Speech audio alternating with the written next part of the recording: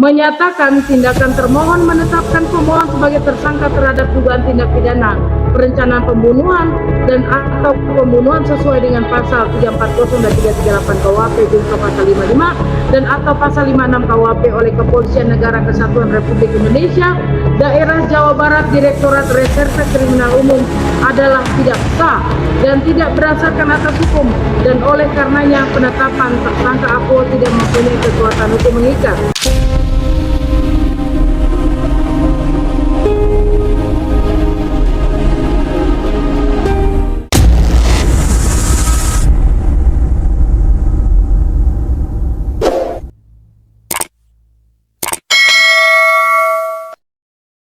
Saya izin bacakan pada poin-poinnya aja, yang mulia, dari depan, tapi nanti poin-poinnya. Boleh?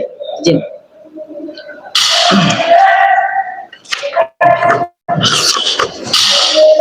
Bismillahirrahmanirrahim.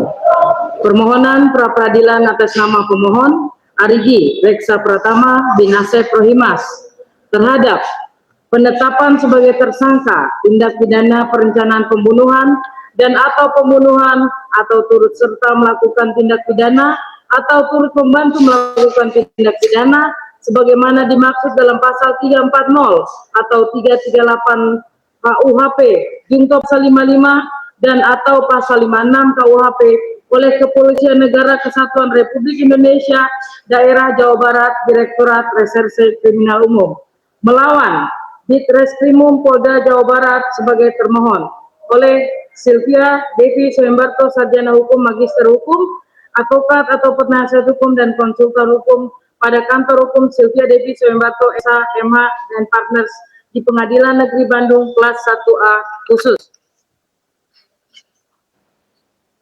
Kepada yang terhormat Ketua Pengadilan Negeri Bandung kelas 1A khusus, di jalan lewat hal permohonan pra-peradilan atas nama Arigi Reksa Pratama bin Asep Rohimas.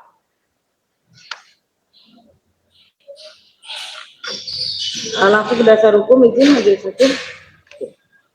Adapun yang menjadi alasan permohonan pemohon adalah sebagai berikut. 1. Dasar hukum permohonan pra-peradilan. A. Tindakan upaya paksa tersangka, penangkapan, penggeledahan, penyitaan, penahanan, dan penuntutan dengan melanggar peraturan perundang-undangan pada dasarnya merupakan suatu tindakan perampasan hak asasi manusia.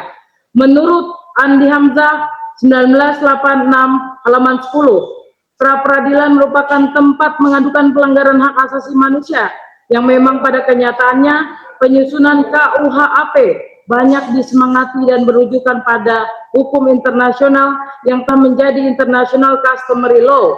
Oleh karena itu, pra-peradilan menjadi satu mekanisme kontrol terhadap kemungkinan tindakan sewenang-wenang dari penyidik atau penuntut umum dalam melakukan tindakan tersebut. Hal ini bertujuan agar hukum ditegakkan dan perlindungan hak asasi manusia sebagai tersangka atau terdakwa dalam pemeriksaan penyidikan dan penuntutan. Di samping itu, pra-peradilan bermaksud sebagai pengawasan secara horizontal terhadap hak-hak tersangka atau terdakwa dalam pemeriksaan pendahuluan atau dalam kurung vide penjelasan pasal 80 KUHP. Berdasarkan pada nilai itulah, penyidik atau penuntut umum dalam melakukan tindakan penetapan tersangka, penangkapan, penggeledahan, penyitaan, penahanan, dan penuntutan agar lebih mengedepankan azas dan prinsip kehati-hatian dalam menetapkan seseorang menjadi tersangka. B. Bahwa sebagaimana diketahui Kitab Undang-Undang Hukum Acara Pidana atau KUHP pasal 1 angka 10 menyatakan, pra-peradilan adalah wewenang pengadilan negeri untuk memeriksa dan memutus menurut cara yang diatur dalam undang-undang ini tentang 1. Sah atau tidaknya suatu penangkapan dan atau penahanan atas permintaan tersangka atau keluarganya atau pihak lain atas kuasa tersangka. 2. Sah atau tidaknya penghentian penyidikan atau penghentian penuntutan atas permintaan demi tegaknya hukum dan keadilan. Nomor 3. Permintaan ganti kerugian atau rehabilitasi oleh tersangka atau keluarganya atau pihak lain atas kuasanya yang perkaranya tidak diajukan ke pengadilan. C. Bahwa selain itu, yang menjadi objek pra-peradilan sebagaimana diatur dalam pasal 77 KUHP diantaranya adalah pengadilan negeri berwenang untuk memeriksa dan memutus sesuai dengan ketentuan yang diatur dalam undang-undang ini tentang: 1. Sah atau tidaknya penangkapan, penahanan, penghentian penyidikan, atau penghentian penuntutan. 2. Ganti rugi atau rehabilitasi bagi seorang yang perkara pidananya dihentikan pada tingkat penyidikan atau penuntutan. D. Bahwa hakikat keberadaan Pranata Peradilan adalah sebagai bentuk pengawasan dan mekanisme keberatan terhadap proses penegakan hukum yang terkait erat dengan jaminan perlindungan hak asasi manusia, sehingga pada zamannya aturan tentang pra-peradilan dianggap sebagian dari mahakarya KUHP. Namun demikian, dalam perjalanannya ternyata lembaga pra-peradilan tidak dapat berfungsi secara maksimal karena tidak mampu menjawab permasalahan yang ada di dalam proses pra-adjudikasi. Fungsi pengawasan yang diperankan Pranata pra-peradilan hanya bersifat post facto, sehingga tidak sampai pada penyidikan dan pengujiannya, hanya bersifat formal yang mengedepankan unsur objektif, sedangkan unsur subjektif tidak dapat diawasi pengadilan. Hal ini justru menyebabkan pra-peradilan terjebak hanya pada hal-hal yang bersifat formal dan sebatas masalah administrasi, sehingga jauh dari hakikat keberadaan Pranata pra-peradilan. Bahwa untuk memenuhi maksud dan tujuan yang hendak ditegakkan dan dilindungi dalam proses pra-peradilan adalah tegaknya hukum dan perlindungan hak asasi manusia sebagai tersangka atau terdakwa dalam pemeriksaan, penyidikan, dan penuntutan atau video pertimbangan hukum Mahkamah dalam putusan nomor 65/PUU-1X/2011 bertanggal 1 Mei 2012. Jungto putusan Mahkamah nomor 78/PUU-X1/2013 tanggal 20 Februari 2024, serta dengan memperhatikan nilai-nilai hak asasi manusia yang terdapat di dalam Undang-Undang Nomor 39 Tahun 1999 tentang hak asasi manusia dan perlindungan hak asasi manusia yang termaktub di dalam bab 10A Undang-Undang tahun 1945, maka setiap tindakan penyidik yang tidak memegang teguh prinsip kehati-hatian dan diduga telah melanggar hak asasi manusia dapat dimintakan perlindungan kepada Pranata Peradilan, meskipun hal tersebut dibatasi secara limitatif oleh ketentuan pasal 1 angka 10 Jungto pasal 77 huruf A KUHP. Padahal penetapan tersangka adalah bagian dari proses penyidikan yang di dalamnya kemungkinan terdapat tindakan kesewenang-wenangan dari penyidik yang termasuk dalam perampasan hak asasi seseorang. Bahwa pasal 77 huruf A KUHP salah satunya mengatur tentang sah atau tidaknya atau tidak sahnya penghentian penyidikan. Sementara itu, penyidikan itu sendiri menurut pasal 1 angka 2 KUHP adalah serangkaian tindakan penyidik untuk mencari serta mengumpulkan bukti dengan bukti itu membuat terang tentang tindak pidana yang terjadi dan guna menemukan tersangkanya. Bahwa betul bahwa apabila pasal 1 angka 2 KUHP dilakukan secara ideal dan benar, maka tidak diperlukan Pranata pra-peradilan. Namun permasalahannya adalah bagaimana ketika tidak dilakukan secara ideal dan benar, di mana seseorang yang sudah ditetapkan menjadi tersangka memperjuangkan haknya dengan ikhtiar hukum bahwa ada yang salah dalam menetapkan seseorang menjadi tersangka. Padahal Undang-Undang Dasar 1945, setiap orang dijamin haknya untuk mendapatkan pengakuan, jaminan perlindungan dan kepastian hukum yang adil, serta perlakuan yang sama di hadapan hukum. Oleh karena penetapan tersangka adalah bagian dari proses penyidikan dan merupakan perampasan terhadap hak asasi manusia, maka seharusnya penetapan tersangka oleh penyidik merupakan objek yang dapat dimintakan perlindungan melalui ikhtiar hukum Pranata Peradilan. Hal tersebut semata-mata untuk melindungi seseorang dari tindakan sewenang-wenang penyidik yang kemungkinan besar dapat terjadi ketika seseorang ditetapkan sebagai tersangka. Padahal dalam prosesnya ternyata ada kekeliruan, maka tidak ada Pranata lain selain Pranata pra-peradilan yang dapat memeriksa dan memutusnya. Namun demikian, perlindungan terhadap hak tersangka tidak kemudian diartikan bahwa tersangka tersebut tidak bersalah dan tidak menggugurkan dugaan adanya tindak pidana sehingga tetap dapat dilakukan penyidikan kembali sesuai dengan kaidah hukum yang berlaku secara ideal dan benar. Dimasukkannya keabsahan penetapan tersangka sebagai objek peranata pra peradilan adalah agar perlakuan terhadap seseorang dalam proses pidana memperhatikan tersangka sebagai manusia yang mempunyai harkat, martabat, dan kedudukan yang sama di hadapan hukum. G. Bahwa selain itu, telah terdapat beberapa putusan pengadilan yang memperkuat melindungi hak-hak tersangka, sehingga lembaga pra-peradilan juga dapat memeriksa dan mengadili keabsahan penetapan tersangka seperti yang terdapat di dalam perkara sebagai berikut. 1. Putusan Pengadilan Negeri Bengkayang nomor 01-2011/2011/PN.BKY tanggal 18 Mei 2011. Nomor 2. Putusan Mahkamah Agung nomor 88/PK/PIT/2011 tanggal 17 Januari 2012.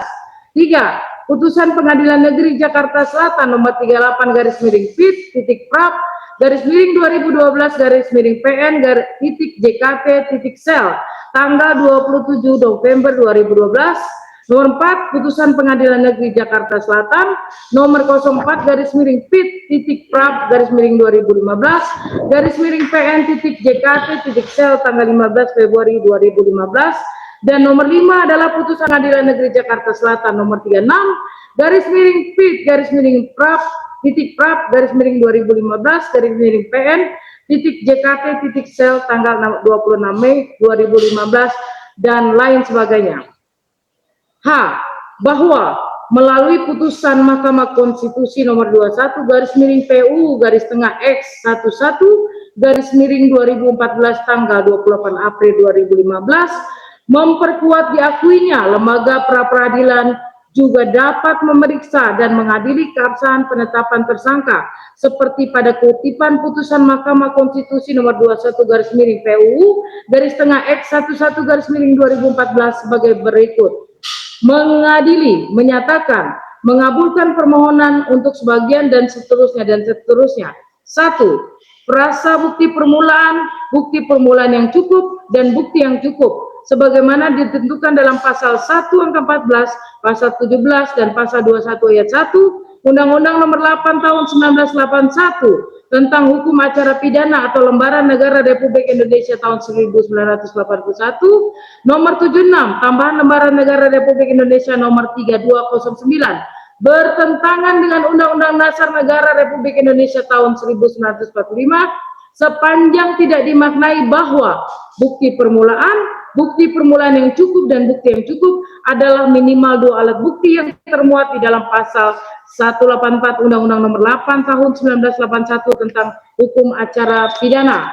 Nomor 2, prasa bukti permulaan yang cukup dan bukti yang cukup sebagaimana ditentukan dalam pasal 1 angka 14, pasal 17 dan pasal 21 ayat 1 Undang-Undang Nomor 8 Tahun 1981 tentang Hukum Acara Pidana atau Lembaran Negara Republik Indonesia tahun 1981, Nomor 76 Tambahan Lembaran Negara Republik Indonesia Nomor 329 tidak mempunyai kekuatan hukum mengikat sepanjang tidak dimaknai bahwa bukti permulaan yang cukup dan bukti yang cukup adalah minimal 2 alat bukti yang termuat dalam pasal 144 Undang-Undang Nomor 8 Tahun 1981 tentang Hukum Acara Pidana. Nomor 3, Pasal 77 huruf A Undang-Undang Nomor 8 Tahun 1981 tentang Hukum Acara Pidana atau Lembaran Negara Republik Indonesia tahun 1981, Nomor 76 Tambahan Lembaran Negara Republik Indonesia Nomor 3209 bertentangan dengan Undang-Undang Dasar Negara Republik Indonesia tahun 1945 sepanjang tidak dimaknai termasuk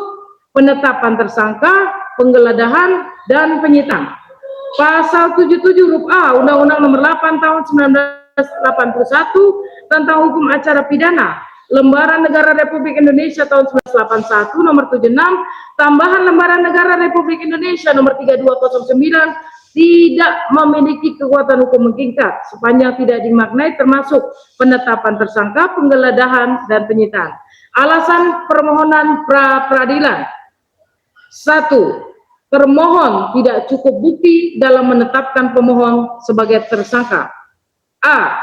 bahwa berdasarkan pada surat penetapan tersangka nomor S.Tab /X/Rest/17/2023 di Treskrimum tanggal 16 Oktober 2023 atas nama Arigi Reksa bin Asep Rohimas, bahwa berdasarkan pada putusan Mahkamah Konstitusi dengan nomor perkara 21/PU/X11/2014, frasa bukti permulaan yang cukup dan bukti yang cukup dalam pasal 1 angka 14, pasal 17 dan pasal 1 ayat 1 KUHP oleh Mahkamah Konstitusi dinyatakan harus dimaknai sebagai minimal 2 alat bukti sesuai dengan pasal 184 KUHP.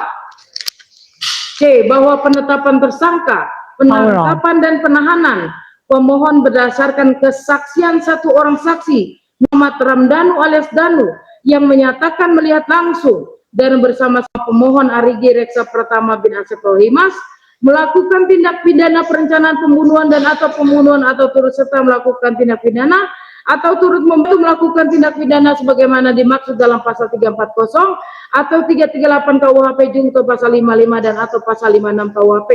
Sementara 39 saksi lain yang telah diperiksa penyidik Polda Jabar, tidak ada satupun yang melihat langsung pemohon di tempat kejadian perkara ataupun ketika melakukan perbuatan yang disangkakan oleh termohon. Dengan demikian sehingga keterangan saksi Muhammad Ramdhanu alias Danu bin Surono secara adagium hukum adalah unus testis nullus testis, yang memiliki arti satu saksi bukan merupakan saksi. Adagium ini tercantum dalam pasal 185 ayat 2 KUHP yang berbunyi, keterangan seorang saksi saja tidak cukup untuk membuktikan bahwa terdakwa bersalah terhadap perbuatan yang didakwakan kepadanya.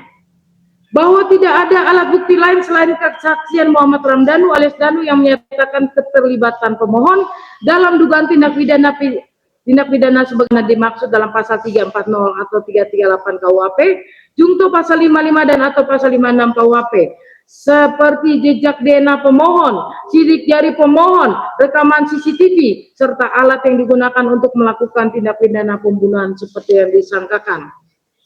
Bahwa berdasarkan pada argumen-argumen sebelumnya, maka pemohon ragu terhadap terpenuhinya dua alat bukti yang dimiliki oleh termohon dalam hal menetapkan pemohon sebagai tersangka dalam dugaan tindak pidana perencanaan pembunuhan dan atau pembunuhan yang dimaksud dalam pasal 340 dan 338 junto pasal 55 dan atau pasal 56 KUHP oleh Ditreskrimum Polda Jabar. F. Berdasar pada uraian di atas, maka tindakan termohon yang tidak memenuhi minimal dua alat bukti sebagaimana tertuang dalam putusan MK dengan nomor perkara 21 tahun 2014, maka dapat dinyatakan tidak sah dan tidak berdasar atas hukum. Penetapan pemohon sebagai tersangka tanpa surat pemberitahuan dimulai penyidikan atau SPDP A, B, C, D mohon dilewati majelis hakim. Di huruf F, berdasarkan uraian di atas, maka tindakan termohon yang menetapkan tersangka terhadap pemohon tanpa memberikan SPDP adalah perbuatan yang sewenang-wenang melanggar KUHP pasal 109 ayat 1 sesuai putusan MK nomor 130/X/PU/2015, izin salah cetak majelis hakim, maka dapat dinyatakan tidak sah dan tidak berdasarkan hukum. Penetapan pemohon sebagai tersangka merupakan tindakan kesewenang-wenangan dan bertentangan dengan azas kepastian hukum. A, B, C, D, E mohon untuk dilewati majelis hakim dan termohon.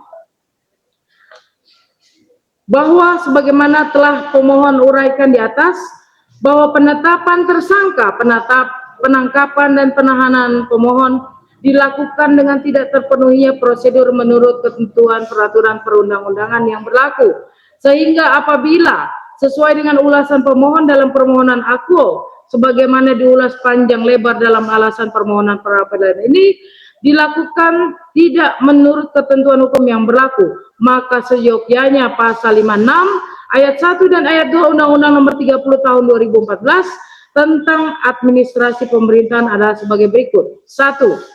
Keputusan yang tidak memenuhi persyaratan sebagaimana dimaksud dalam pasal 52 ayat 1 huruf A merupakan keputusan yang tidak sah. 2.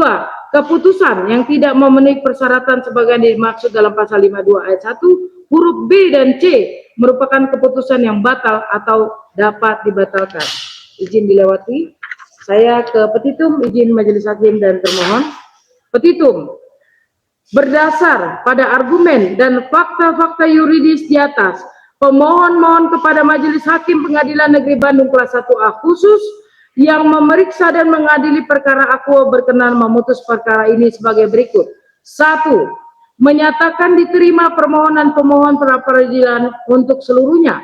2. Menyatakan tindakan termohon menetapkan pemohon sebagai tersangka terhadap dugaan tindak pidana perencanaan pembunuhan dan atau pembunuhan sesuai dengan pasal 340 dan 338 KUHP junto pasal 55 dan atau pasal 56 KUHP oleh Kepolisian Negara Kesatuan Republik Indonesia Daerah Jawa Barat Direktorat Reserse Kriminal Umum adalah tidak sah dan tidak berdasarkan atas hukum dan oleh karenanya penetapan tersangka akuo tidak mempunyai kekuatan hukum mengikat. 3. Menyatakan tidak sah segala keputusan atau penetapan yang dikeluarkan lebih lanjut oleh termohon yang berkenaan dengan penetapan tersangka, penangkapan, perintah dan penahanan atas diri pemohon oleh termohon. 4. Memerintahkan kepada termohon untuk menghentikan penyidikan terhadap penyidikan kepada pemohon. 5. Memulihkan hak pemohon dalam kemampuan kedudukan dan harkat serta martabatnya. 6. Menghukum termohon untuk membayar biaya perkara menurut ketentuan hukum yang berlaku. Pemohon sepenuhnya memohon kebijaksanaan yang terhormat Majelis Hakim Pengadilan Negeri Bandung kelas 1A yang memeriksa, mengadili, dan memberikan putusan terhadap perkara akuo dengan tetap berpegang teguh pada prinsip keadilan, kebenaran, dan rasa kemanusiaan. Apabila yang terhormat Majelis Hakim Pengadilan Negeri Bandung kelas 1A khusus yang memeriksa permohonan akuo berpendapat lain, mohon putusan yang seadil-adilnya atau ex aquo et bono. Hormat saya, penasihat hukum pemohon, Sylvia Devi Soemarto, Sarjana Hukum, Magister Hukum Militer. Demikian Majelis Hakim, terima kasih waktunya.